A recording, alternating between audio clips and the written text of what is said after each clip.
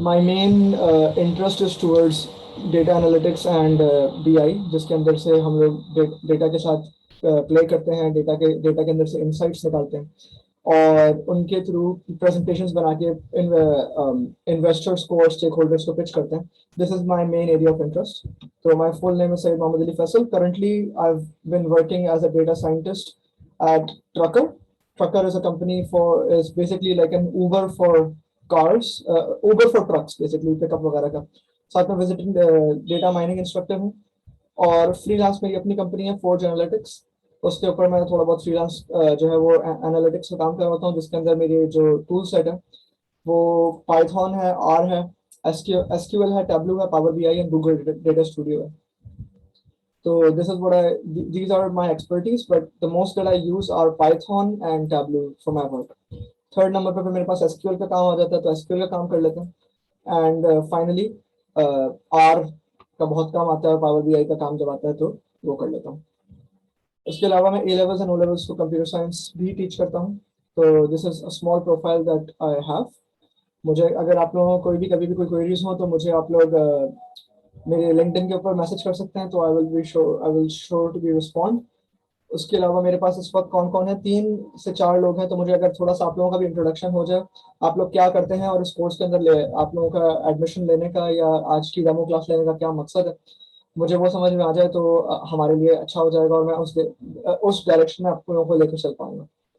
So I will start off with Wasif. मुझे वासिफ अपना थोड़ा सा इंट्रोडक्शन दे दें आप. अस्सलाम वालेकुम।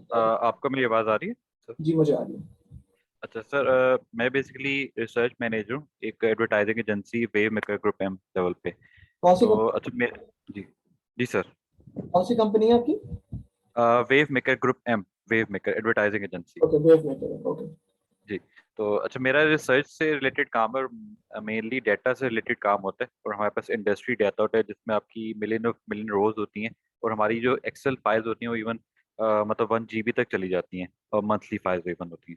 ठीक तो है. उसमें मेरा बेसिकली मकसद ये था कि एक तो एक्सेल आपको पता है कि वो स्टक हो जाता है हैवी फाइल्स के ऊपर. तो उसके लिए एसक्यूएल, क्योंकि मेरा जो बैकग्राउंड है मैंने बीसीएस कंप्यूटर साइंसेस किया था 2005 में, उसके बाद मेरा एमपीए फाइनेंस है. तो ऑब्वियसली मैं थोड़ा बहुत आइडिया है एसक्यूएल और ओरेकल का, मैंने उस टाइम पे की थी, तो मुझे आइडिया कि उसके अंदर काफ़ी हैवी डेटा आप उसमें यूज़ कर सकते हो. सही. और दूसरा ये था कि हमारे डिफरेंट डैशबोर्ड्स वगैरह होते हैं, पावर बीआई में डैशबोर्ड्स काफ़ी मैंने बेहतर मैंने देखे हैं बन जाते हैं, और टेब्लो में भी. तो ऑब्वियसली हमारा ये होता है कि हम डेटा पे एनालिसिस करते हैं और उसको ग्राफिकल फॉर्म में या अपने क्लाइंट्स के लिए करते हैं. तो मेरा इंटरेस्ट ये था कि एक तो डेटाबेस एसक्यूएल के थ्रू बेहतर बन जाती है, और बाकी टेब्लो या पावर बीआई के थ्रू एक डैशबोर्ड बनते हैं, जो कि हम एक प्रेजेंटेशन बनाते हैं, प्रेजेंटेशन से निकल के हम पावर बीआई के ऊपर जाके ग्राफिकल फॉर्म में डैशबोर्ड्स बना सकें. तो मेरा ये पर्पस है इस कोर्स को करने का. ठीक हो गया. अच्छा, तो इस वक्त आप already as a data analyst काम कर रहे हैं? हाँ जी, डाटा एनालिस्ट आप कह सकते हैं, मैं करूँगा. ठीक हो गया, ठीक हो गया. कामरान गिलानी, आप अपना इंट्रोडक्शन कर दें थोड़ा सा. अस्सलाम वालेकुम। वालेकुम सलाम. जी, आई एम कमरान। तो मैं जी बेसिक ग्रेजुएशन मेरी इकोनॉमिक्स में है, और जी मैं इसमें प्राइवेट कंपनी में जॉब कर रहा हूँ, एज अ डेटा मैनेजमेंट की जॉब कर रहा हूँ. तो मैं इनहेंस करना चाह रहा हूँ स्किल्स को. पावर बीआई की कुछ मैंने बेसिक लर्निंग की है, तो साथ एसक्यूएल की मेरी लर्निंग समझ लें ज़ीरो है. तो एसक्यूएल को इम्प्रूव करना चाह रहा था, और साथ पावर बीआई और टेबलू तीनों का जो ये कॉम्बिनेशन आप की तरफ से ऑफर हुआ है, इसमें मैं इंटरेस्टेड था. मैं तीनों में अपने स्किल्स को एनहेंस करना चाह रहा ठीक है, ठीक है. तो आपका एक्सपीरियंस कितने सालों का? जी, एक्सपीरियंस भी मेरा तो इसमें डेटाबेसेस में है. लेकिन हमारे जो ऑर्गेनाइजेशन में यूज़ हो रहा है सैंपल जो उनके कुछ हल्के सॉफ्टवेयर में एपीआई इन्फो वो वाला यूज़ हो रहा है. और साथ हम एक्सेल में सारे के सारे काम कर रहे हैं, जो रिपोर्ट्स चाहिए हम एक्सेल में कंपाइल कर रहे हैं. तो पूछो, आपका एक्सपीरियंस कितने सालों का है? कितने जी, साल से आप? एक्सपीरियंस मेरा 5 इयर्स. कितने इयर्स? 5 इयर्स. जी, 5 इयर्स. 5 इयर्स. ठीक हो गया, माशाल्लाह. इकरा मेरे साथ हैं. इकरा, मुझे अपना थोड़ा सा इंट्रोडक्शन दे दीजिए. अस्सलाम वालेकुम। वालेकुम सलाम. सर मैंने रिसेंटली एमआईटी की है, तो कोई जॉब नहीं अभी तक कोविड की वजह से, तो इसलिए मैंने स्किल इनसे इनहेंस करने के लिए ओरेकल की भी ट्रेनिंग कर रही हूँ. तो ये माइक्रोसॉफ्ट एसक्यूएल की जो मेरा इंटरेस्ट था, तो इसलिए मैंने ट्रेनिंग कर रही हूँ कि जॉब हिंटिंग के लिए ये मतलब पावरफुल होगा जॉब को हिंट करने के लिए. तो अभी आप रिसेंट ग्रेजुएट हैं? जी। ठीक हो गया, रिसेंट ग्रेजुएट हैं और आपको जो है BI टूल्स सीखने हैं और SQL वगैरह सीखनी है ताकि आपकी जॉब इंडस्ट्री में आप स्टैंड आउट कर सकें। ठीक हो गया। और मेरे साथ कौन है जी। यहाँ पे? अवैस है। अवैस, थोड़ा सा अपना इंट्रोडक्शन दे दीजिए। Assalamu alaikum, sir. My name is Uwais. I have done my graduation from Iqra University, and currently I am working in Pros 1888 as a Oracle EBS developer. इस कोर्स को चूज करने की मेरी वजह ये थी कि I want to become a data engineer. तो फर्स्ट मुझे थोड़ा सा डेटा विजुअलाइजेशन पे काम करना है और ETL और BI के टूल्स को देखना है। तो मैं चाह रहा था कि फील्ड थोड़ी सी स्विच करूं, तो that's why I am choosing this course and come into data engineering and data visualization. तो इस वक्त आप लोग 4 हैं, मेरा ख्याल है। हमारे पास और भी क्वेरीज आई थी, तो उसमें से आई गेस जो भी हमारे पास नेक्स्ट वीक से ज्वाइन कर रहे होंगे इंशाल्लाह। मगर what we can infer from this is that हमारे पास जो हमारी इस वक्त लर्निंग ऑडियंस है वो सब एक तो वर्किंग है माशाल्लाह से, और सब ऑलरेडी इंडस्ट्री के अंदर बिलोंग करते हैं। तो एक के अलावा इकरा जो है वो अभी रिसेंट ग्रेजुएट है। तो this course is going to be a blend of from the very beginning कि इवन अगर आप इंडस्ट्री के अंदर हैं तो आपको जिस तरीके से मैं लेके चलूंगा तो उस तरीके से आप लोग इंशाल्लाह बोर नहीं होंगे, इवन तो आपकी स्किल्स SQL के अंदर हैं या नहीं है। और अगर जो लोग ऑलरेडी इसके अंदर एनरोल्ड थे या बिल्कुल अभी ग्रेजुएट होके आए हैं तो उनके लिए भी इस तरह की ट्रेनिंग होगी कि वो आगे जाके इनकी प्रोफेशनल सर्टिफिकेशंस माइक्रोसॉफ्ट की या टैब्लू की वो कर सकें। ठीक है। थोड़ा सा मैं आप लोगों को बता दूं कि इस कोर्स के बाद का लर्निंग आउटकम क्या है और इसके बाद आप लोग किस चीज़ से काबिल हो जाएंगे। टोटल ये 3.5 मंथ्स का कोर्स है। अच्छा, तो जो हमारे पास लर्निंग आउटकम्स होंगे या जो हमारे पास जो मैं पढ़ा रहा हूँ ट्रेनिंग के दौरान, तो मेरी एडवाइस ये है कि आप लोग अपने पास पेपर पेन वगैरह रखिए ताकि और उसके बाद अगर कोई भी सवाल हो तो उसमें आप लोग जो है सवाल उस टाइम मुझसे जो है थोड़ी देर रुक जाइए, और जब मैं बोलना रुक जाऊं और उसके बाद फिर मैं बोलूं कि भाई अगर किसी के पास कोई क्वेश्चंस हैं तो अपने क्वेश्चंस जो आपके लिखे हैं वो एक एक करके पूछ लीजिएगा ताकि मैं उनको आंसर कर दूं। बिकॉज होता ये है कि मैं जब फ्लो में होऊंगा इंशाल्लाह तो उस फ्लो के अंदर आपकी बहुत सारे क्वेश्चंस जो है वो खुद ही आंसर हो जाएंगे। तो एक दफा पावर पॉइंट खोल लेते हैं और उसमें हम लोग लिख लेते हैं कि हम लोग क्या क्या सीखेंगे लर्निंग आउटकम्स हमारे।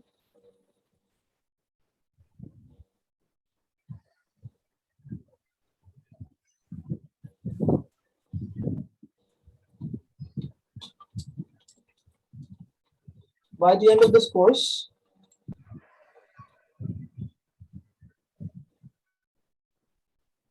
you will be well versed with 2 case studies of SQL।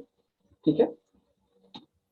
उसके अंदर हम लोग आपके पास जितने भी SQL के major intermediate basic and intermediate concepts हैं वो कवर हो जाएंगे।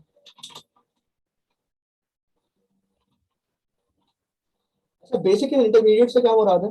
इसके अंदर आप लोग ये नहीं सीखेंगे कि आप लोगों ने डेटाबेसेस के जो है वो कौन कौन से कनेक्शंस ज्वाइन करने हैं, मॉडलिंग से ज्यादा इसके अंदर मैं as an analyst point of view से आप लोगों को सिखाऊंगा कि अगर हमारे पास एक एनालिस्ट के पास सवाल आ रहे होते हैं दिमाग में तो वो SQL के थ्रू उनको आंसर किस तरीके से कर सकता है, डेटा को रिट्रीव कैसे कर सकता है। इस मॉड्यूल का नाम ही यही है, information retrieval with SQL।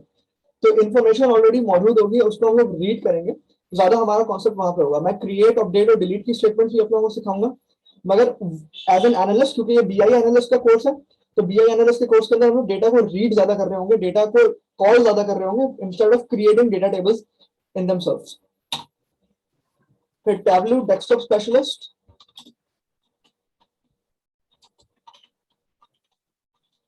Exam training. Tableau के मॉड्यूल के अंदर मैं आपको डेस्कटॉप स्पेशलिस्ट की ट्रेनिंग के जो मॉड्यूल्स हैं उनके थ्रू जो है टीच करूंगा पूरा।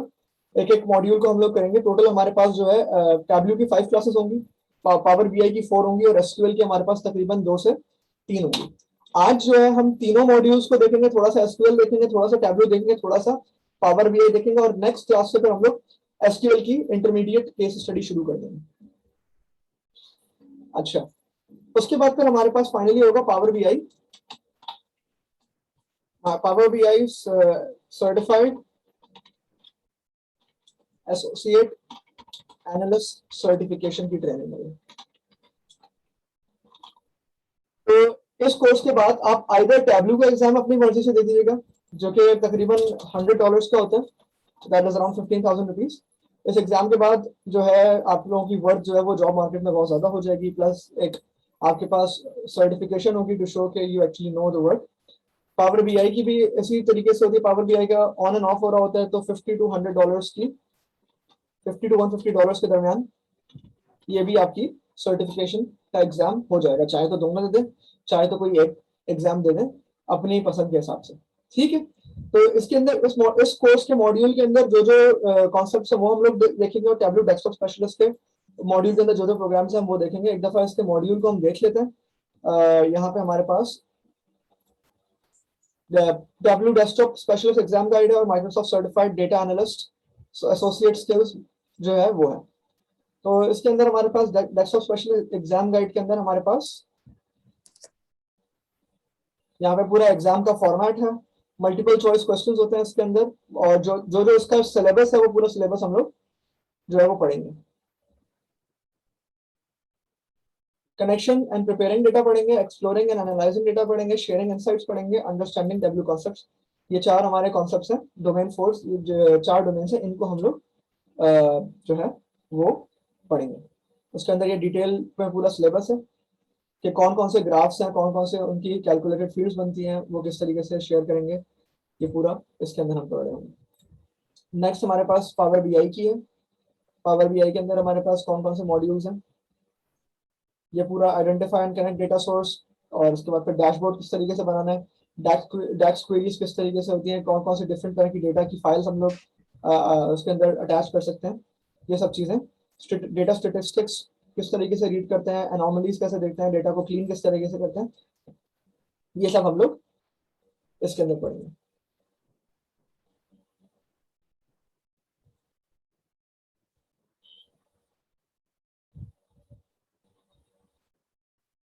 एसक्यूएल का हमारा ये है कि थोड़ा सा टेबल को क्रिएशन की तरफ देख लेंगे, और डेटा के सेलेक्ट स्टेटमेंट को ज्यादातर पढ़ेंगे। हमारा मेन फोकस सेलेक्ट स्टेटमेंट के ऊपर होगा, और हम लोग केस स्टडी के साथ कर रहे होंगे ताकि आप लोग मेरे साथ हैंड्स ऑन कर सकें। अब टैबलू का जो हमारे पास टूल होगा वो टूल आप लोगों ने इंस्टॉल कर लेना है। टैबलू का टूल हमारे पास जो है वो फ्री में मिलता है, टैबलू पब्लिक। यहाँ पे टैबलू पब्लिक की आप वेबसाइट पे जाएंगे, आपने अपना अकाउंट बनाना पड़ेगा और इसको आप डाउनलोड कर सकते हैं, और जो भी आपके पास डेटा विजुअलाइजेशन होगी वो आप उसमें आप अपना ईमेल एड्रेस डाल के डाउनलोड कर लें, और जब भी आपने उसको सेव करना होगा तो ये आप उसको पब्लिश करेंगे अपनी टैबलू अकाउंट के वेब के ऊपर। इसी तरह पावर बीआई को आप माइक्रोसॉफ्ट स्टोर से डाउनलोड कर सकते हैं। माइक्रोसॉफ्ट डेस्कटॉप भी जो पावर बीआई डेस्कटॉप जो है वो भी फ्री सॉफ्टवेयर है, but in order to publish that your visualization on the web, आपको किसी ना किसी वर्क अकाउंट चाहिए होता है। किसी ना किसी कंपनी में अगर आप काम कर रहे हैं तो उस कंपनी का आपको वर्क अकाउंट चाहिए होता है in order to work with Power BI on the web. वरना अगर आपके पास पावर बीआई वेब नहीं है तो आपके पास आप रेगुलरली जो है वो डेटा को सेव एज करके वो पावर बीआई की फाइल को कंप्यूटर के अंदर सेव कर सकते हैं, और उस फाइल को आप दोस्तों में या कोलीग्स में या अपने ऑफिस के अंदर शेयर कर सकते हैं।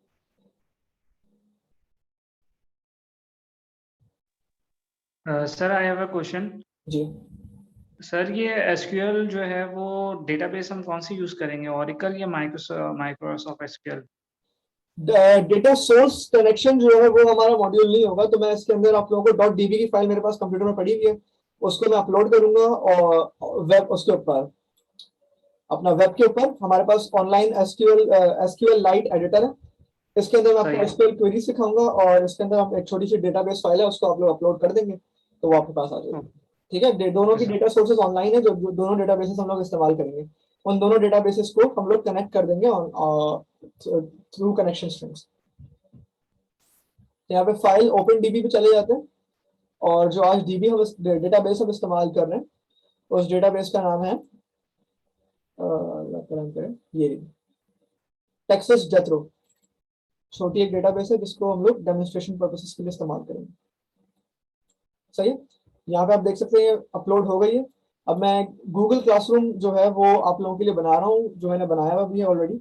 उसके अंदर मैं ये चीजें अपलोड कर देता हूँ, और आप लोगों को मैं अफजा से जो है व्हाट्सएप पे उसका जो है कोड शेयर कर देता हूँ, वो कोड आपसे शेयर कर देंगी, तो आप लोग अभी फौरन उसको ज्वाइन करके आज का जो भी मटेरियल है उसको डाउनलोड कर लें अपने पास।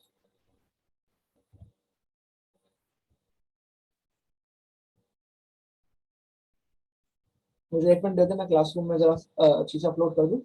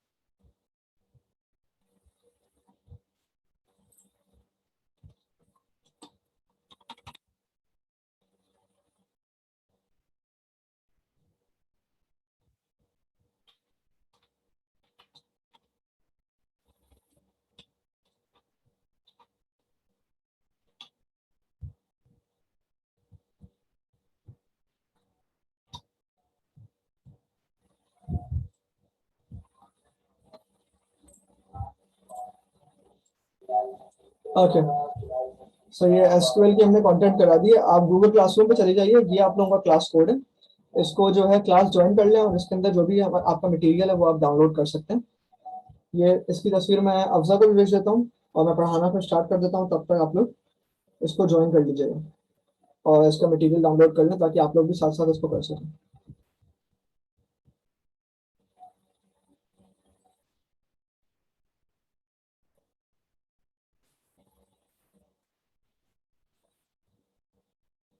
Okay, moving on.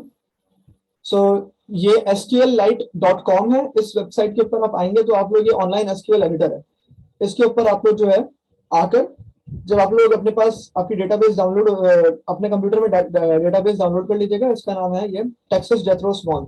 इसको अपने कंप्यूटर में डाउनलोड करके इसको यहाँ पे फाइल पे आके ओपन डेटाबेस करेंगे और वो उसको अपलोड कर देंगे तो ऑटोमेटिकली इसका टेबल यहाँ पे अपलोड हो जाएगा।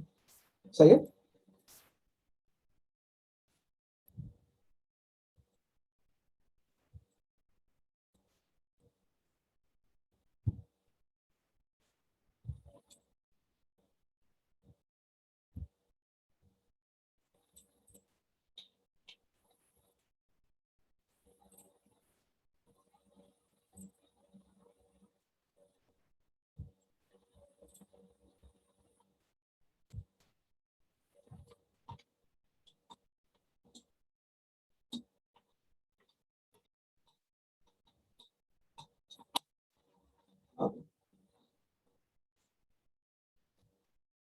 ज्वाइन कर ली क्लास आप लोगों ने?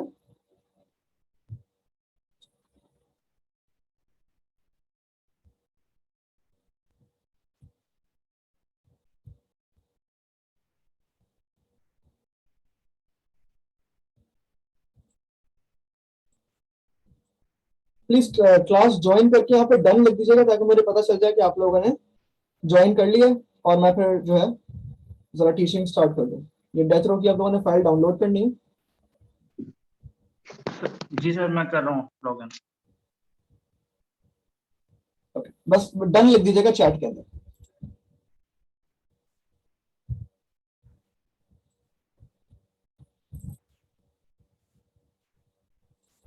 जी क्लास कोड बता दीजिए। वो मैंने अफजा को भेजा है, उन्होंने आपको भेजा? जी अफजा ने आ चुका, थैंक यू। जी थैंक यू, आ अली, गया। मैंने शेयर किया है कैंडिडेट्स के साथ कोड। ठीक है। जी आ गया, थैंक यू।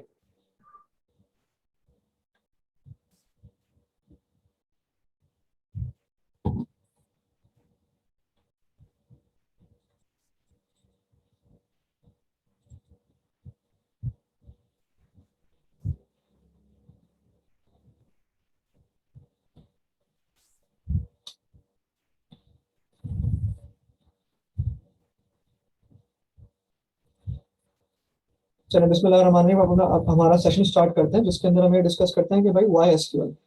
तो स्ट्रक्चर्ड क्वेरी लैंग्वेज, सबसे पहले इसका जो पहला वर्ड है स्ट्रक्चर्ड। स्ट्रक्चर्ड का से मुराद ये है कि जो हमारे पास डेटा होता है वो रोज एंड कॉलम्स के अंदर स्टोर होता है।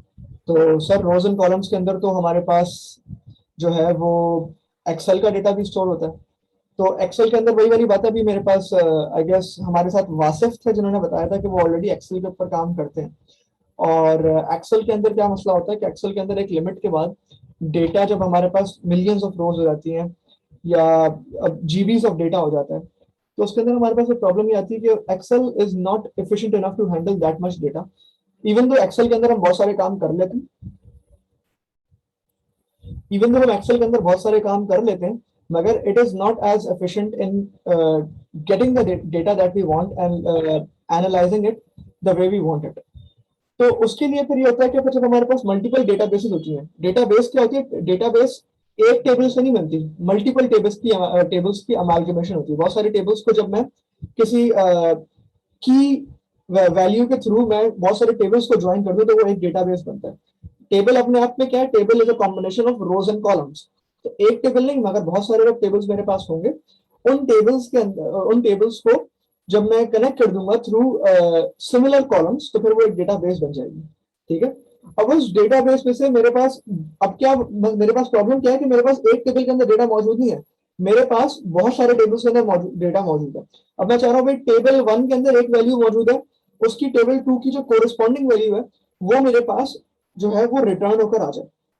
तब उसके लिए मैं क्या करूंगा, I can not use Excel है, उसके लिए फिर मुझे एडवांस टूल्स चाहिए, उसके लिए फिर मुझे डेटा को क्वेरी करना पड़ेगा या मुझे डिफरेंट टेबल्स से जो है उनको कॉल करवाना पड़ेगा, और उसके लिए फिर मैं स्ट्रक्चर्ड क्वेरी लैंग्वेज यूज करूंगा। तो सबसे पहले स्ट्रक्चर्ड का मतलब क्या है कि डेटा आपके पास रोज एंड कॉलम्स के अंदर मौजूद है। एक और तरीके का हमारे पास डेटा होता है अनस्ट्रक्चर्ड डेटा। अनस्ट्रक्चर्ड डेटा कौन सा होता है, जो कि हमारे पास रोज एंड कॉलम्स के अंदर नहीं होता। जैसे अगर आप में से किसी ने अगर नो एसक्यूएल के बारे में सुना है या मोंगोडीबी के अंदर सुना है, तो उसके अंदर जो डेटा होता है वो हमारे पास डेटाबेस जो पूरी बनी हुई होती है वो रोज एंड कॉलम्स के अंदर नहीं होती, बल्कि वो की वैल्यू पेयर्स में होती है। की वैल्यू पेयर से मुराद क्या है कि भाई यहाँ पे मैं अगर एक की वैल्यू पेयर बना रहा हूँ, एक छोटा सा मैं ऑब्जेक्ट बना लूँ कि इसके अंदर होता है नेम अली और first name, last name Faisal, contact +923331234567। Alright, so this is one object. इसी तरीके से मेरे पास इस एफ नेम के अंदर बहुत सारे नेम्स आ सकते हैं। मगर स्ट्रक्चर्ड डेटा क्या होता है, ये कौन सा डेटा होता है, अनस्ट्रक्चर्ड होता है, अनस्ट्रक्चर्ड डेटा। और एक और डेटा मेरे पास कौन सा होता है, स्ट्रक्चर्ड। स्ट्रक्चर्ड कैसा होता है, first name, last name, contact. First name में अली, लास्ट नेम में फैसल, कॉन्टैक्ट में +923331234567। Alright, so this is arranged in rows and columns. इसी के नीचे एक और आ जाएगा Shahid, Masood, +92 whatever the number is, सही। तो मेरे पास यहाँ पे ये स्ट्रक्चर डेटा होता है, ये अनस्ट्रक्चर्ड डेटा होता है। स्ट्रक्चर डेटा के अंदर मुझे number of rows and columns पहले से डिफाइन करनी होती है। Number of rows and columns are defined previously, इसके अंदर डिफाइन नहीं होते। Rows and columns are not defined. तो मैं अनस्ट्रक्चर्ड डेटा क्यों इस्तेमाल करूंगा। आप लोगों के पास अगर किसी ने कभी सॉफ्टवेयर हाउसेस के अंदर काम किया या किसी तरह की एप्लीकेशन के ऊपर काम किया, तो बहुत सारी एप्लीकेशंस इंक्लूडिंग उबर वगैरह, उनके पास जो डेटाबेस है वो मोंगोडीबी डेटाबेस होती है। मोंगोडीबी डेटाबेस जो है वो नो एसक्यूएल या अनस्ट्रक्चर्ड डेटा को इस्तेमाल करती है। मतलब क्या है कि उनके पास जो डेटा आ रहा है वो क्लाइंट का फीडबैक का डेटा आ रहा है। अब उसमें क्लाइंट का फीडबैक का डेटा आ रहा है, उसको वो कॉन्स्टेंटली अपडेट कर रहे हैं, सही। तो अनस्ट्रक्चर्ड डेटा जो होता है वो स्केलेबल होता है। मुझे इसके अंदर फीचर्स ऐड करने हैं, तो बस मैं एक और फीचर ऐड कर दूंगा, जो करके रिव्यू को मैं डाल दूंगा, और उसके अंदर फिर मैं इसको मैं बना दूंगा एज स्ट्रिंग या स्ट्रिंग रिव्यू। अब ये स्ट्रिंग क्या होती है कि इसके अंदर कोई भी कैरेक्टर, यूजर जो है एम्प्टी इसको हमने रखा हुआ है, यूजर इसके अंदर कुछ भी डाल दे, I had the worst time with this driver, या कुछ भी वो डालना चाहे, इस तरीके से वो जितना लंबा डालना चाहे वो डाल सकती है। इसके अंदर कोई नंबर ऑफ कैरेक्टर्स डिफाइन नहीं है। अगर आप में से किसी ने डेटाबेस के ऊपर काम किया, तो डेटाबेस के अंदर हमें पहले नंबर ऑफ कैरेक्टर्स डिफाइन करने पड़ते हैं, डेटा टाइप डिफाइन करना पड़ता है, और उसकी जो है वो लेंथ डिफाइन करनी पड़ती है। अगर मुझे किसी एक कॉलम ऐड करना, यही कॉलम अगर मैं इस डेटाबेस के अंदर ऐड करना चाहूंगा, तो मुझे बहुत सारे स्टेप्स करने पड़ेंगे। मुझे बहुत सारी चीजों को जो है वो चेंज करना पड़ेगा, सारे टेबल से इसको कनेक्ट करना पड़ेगा। तो जब मैं स्ट्रक्चर्ड डेटाबेस के ऊपर काम करता हूँ, लाइक ओरेकल, मायएसक्यूएल या एसक्यूएल सर्वर, तो इसके अंदर जो है हमें जब भी कोई नया कॉलम ऐड कर रहे होते हैं, तो उसके अंदर वो हमें काफी एक्सपेंसिव पड़ रहा होता है, और स्केल करना उसको काफी ज्यादा मुश्किल हो जाता है। वेराज अनस्ट्रक्चर्ड डेटा को स्केल करना आसान होता है। मगर स्ट्रक्चर्ड डेटा का फायदा क्या है, स्ट्रक्चर्ड डेटा का फायदा यह कि जब आपके पास रोज एंड कॉलम्स के अंदर डेटा आ रहा होता है, तो रोज एंड कॉलम्स के डेटा को मैं बहुत आसानी से रिट्रीव करवा सकता हूँ। ये जो डेटा आपके पास मैंने इस वक्त खोला हुआ है, ये वाला जो मैंने अभी अपलोड किया, इसके अंदर क्या क्या है, first name, last name, execution number, execution and execution date, county, last statement. अब इसके अंदर जो भी डेटा है मेरे पास रोज एंड कॉलम्स के अंदर मौजूद है, तो मैं इसको बहुत इजीली जो है वो कॉलम्स के नाम के थ्रू डेटा को रिट्रीव करवा सकता हूँ। फॉर एग्जाम्पल, मैं चाहता हूँ कि भाई मुझे पता चल जाए कि कितने लोग थे जिनकी एज जो थी वो 25 से कम थी एग्जीक्यूशन के टाइम पे। तो मैं बोल सकता हूँ सेलेक्ट फर्स्ट नेम, एक कॉलम मेरे पास हो गया, कॉमा लास्ट नेम। मुझे सोचने की भी जरूरत नहीं है, जिस तरीके से मैं बोल रहा हूँ कि भाई एक काम करो, मुझे इन लोगों को निकाल के लाके दे दो, उन लोगों के नाम बता दो जिनकी एज मरने से पहले 25 साल से कम थी। तो उनका फर्स्ट नेम लास्ट नेम में सेलेक्ट करूंगा, कौन सी टेबल में से, एग्जीक्यूशन का टेबल में इस्तेमाल कर रहा हूँ, और मैं बोलूंगा कि यार जिनकी एज क्या थी, एज वॉज लेस देन 25। तो मेरे पास ये नाम आ रहे हैं, ये सारे लोग आ गए 25 से कम थे। या मैं एज इज इक्वल टू 25 कर दूं, तो एक ही बंदा था जॉन थॉमसन जो 25 साल का था, जिसकी एग्जीक्यूशन एज ये थी। तो मैं बहुत आराम से इस डेटा को रिट्रीव कर सकता हूँ बाय राइटिंग एसक्यूएल स्टेटमेंट्स। या अगर मैं एक्सेल इस्तेमाल कर रहा हूँ तो एक्सेल के अंदर मैं बहुत आराम से फिल्टर लगा के डेटा को, जो है वो स्ट्रक्चर्ड डेटा को वो एडिट कर सकता हूँ। तो फायदा क्या समझ में आया हमें अनस्ट्रक्चर्ड और स्ट्रक्चर्ड डेटा का? अनस्ट्रक्चर्ड डेटा के अंदर मेरे पास उसको नंबर ऑफ कॉलम्स को मैं बहुत आराम से एडिट कर सकता हूँ, उसको मैं डेटाबेस को बड़ा छोटा बहुत आराम से कर सकता हूँ। मगर स्ट्रक्चर डेटा के अंदर मैं एडिटिंग डेटाबेस को इतने आराम से एडिट नहीं कर सकता, मॉडिफाई नहीं कर सकता। बट डेटाबेस के अंदर क्योंकि मेरे पास डेटा स्ट्रक्चर्ड है, तो उस डेटा को मैं रिट्रीव बहुत आराम से कर सकता हूँ। मतलब मुझे अगर कोई पर्टिकुलर चीज देखनी है उस डेटाबेस के अंदर से, तो मैं उसको मॉडिफाई करके या उसको उसके जो है उसको रीड बहुत आराम से करवा सकता हूँ, क्वेरीज लिख के या फिल्टर्स लगा के। Any question until here? ज्यादा कोई सवाल?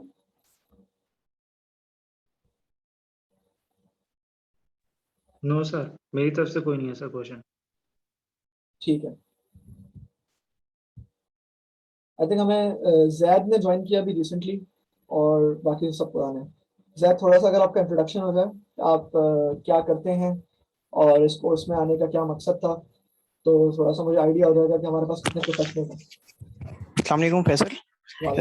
मैं मिजान बैंक में रिस्क मैनेजमेंट में होता हूँ, क्योंकि आजकल ये सब जगहों पे बिजनेस इंटेलिजेंस की चीज़ों का है। तो मैं ये देखने जा रहा हूँ कि यार आप किस तरीके से कौन से टूल यूज़ करके हम लोग कर सकते हैं। और मुझे थोड़ा बहुत मैंने काम किया हुआ अभी ओरेकल के बिजनेस इंटेलिजेंस के टूल पे, तो मैं देखने जा रहा हूँ कि टैबलो और ये जो दूसरे जो टूल्स हैं ये किस तरीके से परफॉर्म तो आप माशाल्लाह ऑलरेडी डेटा एनालिस्ट हैं मिजान बैंक के अंदर।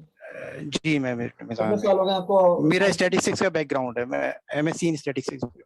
तो माशाल्लाह हमारे पास काफी डाइवर्स बैकग्राउंड है, इकोनॉमिक्स के भी लोग हैं हमारे पास, कंप्यूटर साइंस के भी हैं, आईटी के भी हैं, डेटा इंजीनियरिंग के भी हैं, और आप जो हैं मार्केटिंग के भी हैं। आई गेस एक मार्केटिंग के हैं, और आप जो हैं वो कौन सा आपका बैकग्राउंड है?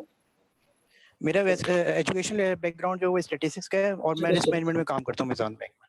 स्टैटिस्टिक्स, तो इसका मतलब है आप ज्यादातर वो हाइपोथेसिस टेस्टिंग वगैरह पे काम करते होंगे।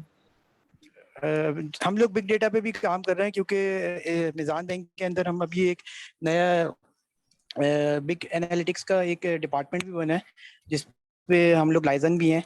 तो मैं इसीलिए इस कोर्स में आ जाऊँ कि थोड़ी बहुत बीआई टूल की नॉलेज हो आपको, पीछे टेबल्स का कॉन्सेप्ट हो प्राइमरी की और ये सब चीज़ों का।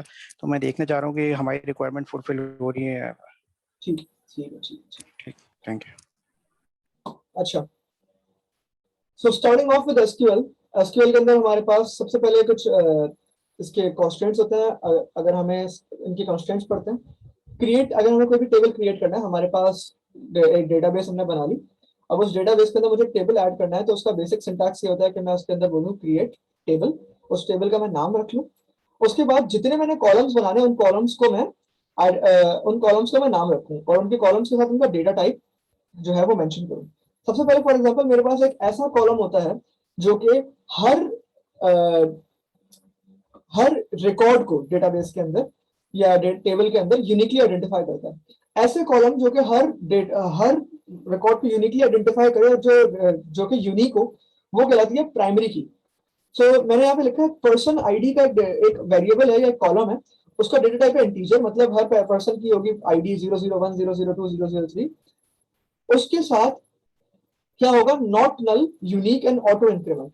सो what is meant by not null, unique and auto increment? ये तीन कॉन्स्टेंट्स है, तीन शर्तें हैं इस कॉलम के साथ। सबसे पहले ये कॉलम जो होगा, ये इसके अंदर आप कोई एम्प्टी वैल्यू नहीं डाल सकते। ठीक है, बहुत जगह पे हमारे पास टेबल्स होते हैं या फॉर्म्स होते हैं, उन फॉर्म्स के अंदर हम लोग क्या करते हैं, हम उन फॉर्म्स को खाली छोड़ देते हैं, कोई जगह खाली छोड़ देते हैं, तो वो वाला कॉलम जो होता है वो नल रह जाता है, या उसके अंदर कोई वैल्यू नहीं रहती, या जीरो रहती है वैल्यू, तो वो नल नहीं हो सकता, वो यूनिक होगा। मतलब हर रिकॉर्ड जो है वो हर प्रीवियस रिकॉर्ड से डिफरेंट होता है। सो फॉर एग्जांपल एक स्कूल के अंदर 2 अली नाम के स्टूडेंट्स हो सकते हैं, 2 अली फैसल नाम के स्टूडेंट्स हो सकते हैं, 2 ऐसे स्टूडेंट्स हो सकते हैं जो कि सेम घर में रहते हैं, 2 ऐसे स्टूडेंट्स हो सकते हैं जो कि सेम अमाउंट ऑफ फीस दे रहे हैं, 2 ऐसे स्टूडेंट हो सकते हैं जो कि सेम अमाउंट ऑफ स्टूडेंट्स के साथ पढ़ रहे हैं या सेम सब्जेक्ट लिया हुआ है। तो ये सारे जितने भी कॉलम्स हैं, first name, last name, subject, date of birth, ये हमारे पास यूनिक नहीं हो सकते। अब 2 or more persons can share these records wherever however अगर हम लोग पर्सन आईडी की बात करें तो अगर मेरे पास मेरा स्कूल के अंदर मेरा एडमिशन नंबर होता है या रोल नंबर होता है या एनरोलमेंट नंबर होता है, वो मेरा सबसे डिफरेंट होता है, वो मेरी यूनिक आईडी होती है, वो मेरे अलावा यूनिवर्सिटी में या स्कूल के अंदर या कॉलेज के अंदर किसी के पास नहीं होता। तो वो जो कॉलम होता है जो कि हर रिकॉर्ड को डेटाबेस के अंदर यूनिकली आइडेंटिफाई कर रहा है, वो उसका प्राइमरी की कहलाता है। उसके बाद फिर हमारे पास ये लास्ट नेम का एक वेरिएबल आ गया। लास्ट नेम जो है वो है वार्चार। अब ये वार्चार क्या होता है? ये वार्चार का मतलब है कि मेरे पास ये जो नाम है इसके अंदर कैरेक्टर्स और नंबर्स और सिंबल सब कुछ आ सकते हैं। तो last name can be Faisal 1 2 3 और सिंपली फैसल, सो इसको हम लोग वार्चार कहते हैं। और उसकी लिमिट मैंने क्या रखी है 255 कैरेक्टर्स। तो यहाँ पे मैंने अगेन बात क्या बताई, अनस्ट्रक्चर्ड और स्ट्रक्चर्ड डेटा के अंदर जब मैं बात कर रहा था, अनस्ट्रक्चर्ड डेटा के अंदर आपको ये डिफाइन नहीं करना पड़ता कि आपका जो लेंथ है इस कॉलम की वो कितनी होगी। Whereas अगर मेरे पास यहाँ पे मैं स्ट्रक्चर्ड डेटा की बात करूं तो जब मैं वार्चार डिफाइन कर रहा हूं तो मुझे लास्ट नेम की लेंथ बतानी होगी, भाई एक बंदे का नाम इतना इससे बड़ा नहीं हो सकता। तो 255 कैरेक्टर से बड़ा फर्स्ट नेम और लास्ट नेम नहीं हो सकता। तो 255 characters for last name, 255 characters for first name. फिर एड्रेस का एक वेरिएबल है, एड्रेस का कॉलम है, उसका भी जो है वो 255 कैरेक्टर्स है। और सिटी का भी एक वेरिएबल है जिसके अंदर 255 कैरेक्टर्स है। तो ये एक मेरी छोटी सी डेटाबेस के अंदर एक टेबल बन गया जिसका नाम है पर्सन्स और उसके अंदर ये कॉलम्स है। ये हमारे पास कुछ डेटा टाइप्स हैं एसक्यूएल के अंदर जो कि डिफरेंट तरीके के वैल्यूज को स्टोर करते हैं। सबसे पहले integer, numeric values, negative and positive, whole numbers value को स्टोर करता है। डेसिमल नंबर जो है वो फ्रैक्शंस को या डेसिमल पॉइंट्स को या परसेंटेजेस को स्टोर करता है। कैरेक्टर या चार जो है fix length of maximum size of 255 characters. तो यहाँ पे जो है अगर मेरे पास ए से लेकर जेड तक कोई भी नाम आता है वो कैरेक्टर्स को स्टोर कर लेता है। या अगर मेरे पास सिंबल्स हैं, फॉर एग्जांपल मेरे पास एक कैरेक्टर है दिस और ए और बी, या अगर मेरे पास मुझसे पूछना कॉलम के अंदर भाई सेक्स क्या है किसी का, तो मैं बोल दूंगा एम या एफ। तो अगर मैं इस तरीके का कोई डेटा डिफाइन कर रहा हूँ तो फिर मेरे पास जो है वो डेटा टाइप कैरेक्टर होगा और फिक्स लेंथ ऑफ स्ट्रिंग को स्टोर करता है ऑफ 255 कैरेक्टर्स। तो ये 255 कैरेक्टर्स से मुराद क्या है कि मेरे पास कैपिटल ए से लेकर कैपिटल जेड तक, स्मॉल ए से लेकर स्मॉल जेड तक, और मेरे पास मेरे कीबोर्ड के ऊपर जितने भी कीज है, फॉर एग्जांपल एक्सक्लेमेशन मार्क से लेकर ब्रैकेट जो मेरे पास होता है, राउंड ब्रैकेट्स, जितने भी मेरे पास सिंबल्स है, नंबर्स है, वो सब कुछ रिप्रेजेंट हो सकते हैं 255 कैरेक्टर्स से। वार्चार क्या होता है? वार्चार होता है 65,535 कैरेक्टर्स का।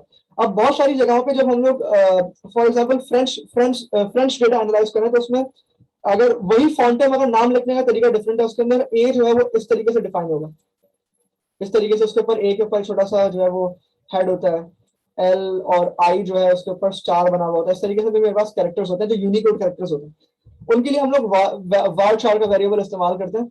यूजुअली डेटाबेसेस जब हम बना रहे होते हैं तो हम लोग चार की जगह वार्चार इस्तेमाल कर रहे होते हैं फर्स्ट नेम और लास्ट नेम स्टोर करने के लिए।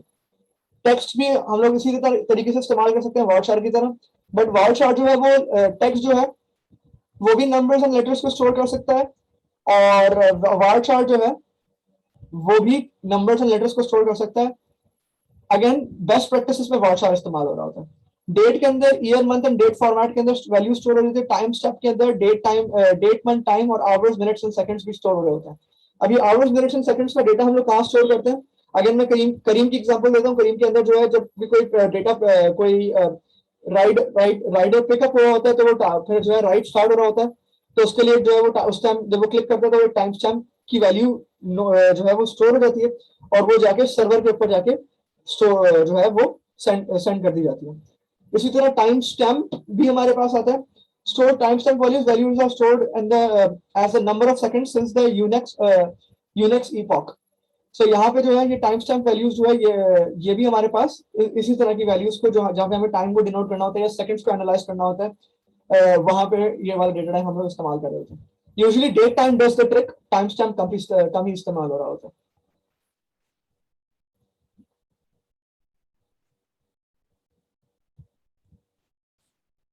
कुछ चीजें पढ़ते हैं। The concept of constraints. सही, कंस्ट्रेंट्स क्या होता है? Constraint is simply a restriction placed on one or more columns. मैं अगर कोई लिमिट लगा दूं या कोई मैं कंडीशन लगा दूं कि भाई ये कॉलम जो है इसके ऊपर ये कंस्ट्रेंट लगी हुई है, तो फिर वो उस रूल्स को उस कॉलम ने ओबे करना है, और उस रूल्स को जब तक कॉलम को वो रूल्स जब तक कॉलम ओबे नहीं करेगा तब तक उसके अंदर डेटा की वैल्यू नहीं आ पाएगी, या वो अगर डेटा कंप्यूटर आपको एरर देता रहेगा अनलेस वो आपने उस फॉर्मेट के हिसाब से डेटा एंटर नहीं किया। तो सबसे बड़ा कंस्ट्रेंट होता है नॉट नल, मतलब जो कॉलम है उसके अंदर कोई नल वैल्यू नहीं आ सकती। यूनिक मतलब कि सारी वैल्यूज उसके अंदर डिफरेंट है। प्राइमरी की का मतलब है a combination of not null and unique uniquely identifies each row in a table. मतलब एक ऐसा कॉलम जो कि पूरे टेबल के हर रिकॉर्ड को यूनिकली आइडेंटिफाई करे। फिलहाल यहां तक रखते हैं तीन चीजें, और उसके बाद फिर फॉरेन की पे जब अभी टाइम आएगा तब फॉरेन की को डिस्कस करते हैं। अब जरा एसक्यूएल की बात करते हैं, और एसक्यूएल के ऊपर हम लोग डेटा को रीड करने पे आते हैं। इंसर्ट एंड अपडेट की क्लास जो है वो नेक्स्ट क्लास के अंदर होगी।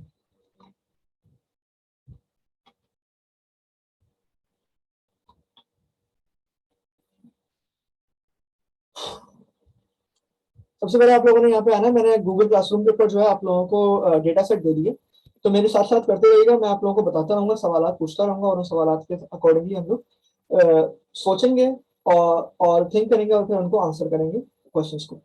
तो सबसे पहले मेरे पास एक एग्जीक्यूशन का टेबल है। सही है, तो हमारे पास आज की केस स्टडी है नेपोलियन बीजली एग्जीक्यूशन केस। सही है,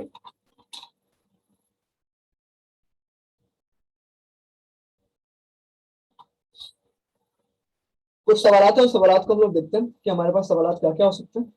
सबसे पहला सवाल हमारे पास आता है कि अब मेरे पास ये डेटा है, और इस डेटा को सबसे पहले हम देखते हैं कि view the data, view all the records of the data. पहला सवाल है, सही। तो जब भी मुझे कुछ डेटा को व्यू करना होता है,